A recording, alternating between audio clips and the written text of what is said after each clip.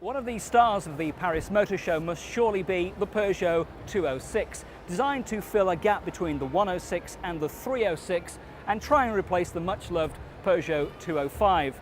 Now, Peugeot are also showing here in Paris some concept cars based on the 206, and how about this gorgeous open-top Roadster?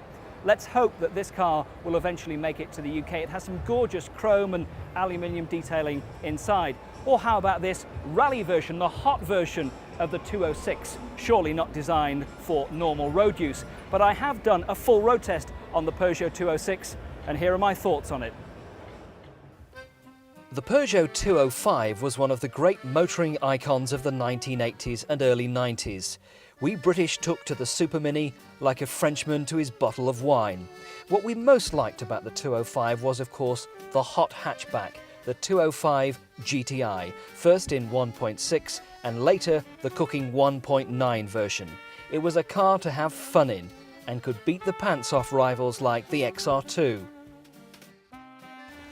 The 205 has not been available in Britain for some 2 years now because Peugeot have been spending very heavily on the 205's successor.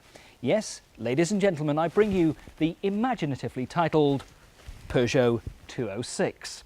Now, Peugeot have spent some 4 years and £630 million developing the 206. It's a lot of time, it's a lot of dosh. This car has to be absolutely spot on. What's more, it's being built at the Ryton plant near Coventry in Britain, so it's French flair and British hands that are building this car every day.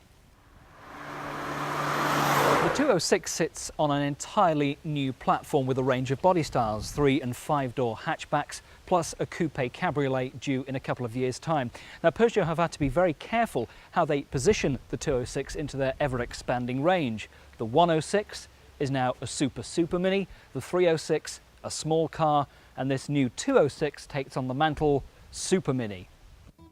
And in so doing, Peugeot have taken the guillotine to parts of the 106 and 306 ranges, with the upper 106s being chopped and the lower model 306s also destined for the wicker basket. This is a car which will take on the new Clio, the Polo, the aging Fiesta, Corsa and Punto in an already crowded market.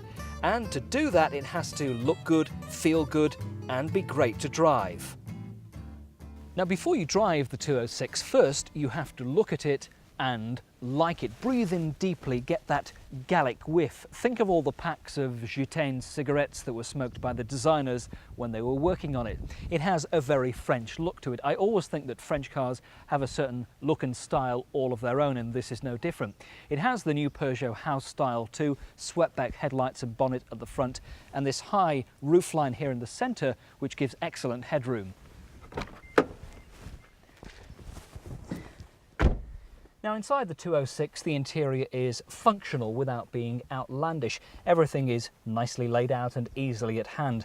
This centre pod here, as well as housing this enormous hazard warning light, which unfortunately you have to reach for a little bit, also houses a display which will give you satellite navigation, should you choose it, as an option on the options list for the 206, and that's a first for a car of this particular size. The plastics disappoint though. Interior trim generally is very good. There are lots of different styles to choose from, and this Alcantara one in this particular model is very smart. The 206 will be available initially in 4 trim levels: L, LX, GLX and a so-called Sporty XS in 3 or 5 doors with 4 different engines to choose from. The entry 1.1 is 60 brake horsepower, the 1.4 70 horsepower, the 1.6 90 horsepower and a 1.9 turbo diesel which pumps out a heart-stopping 70 brake horsepower. Prices range from £8,495 for the 3-door 1.1L up to £11,295 for the 5-door 206 GLX 1.6 litre with air conditioning, and these prices are pretty much what you would expect to pay.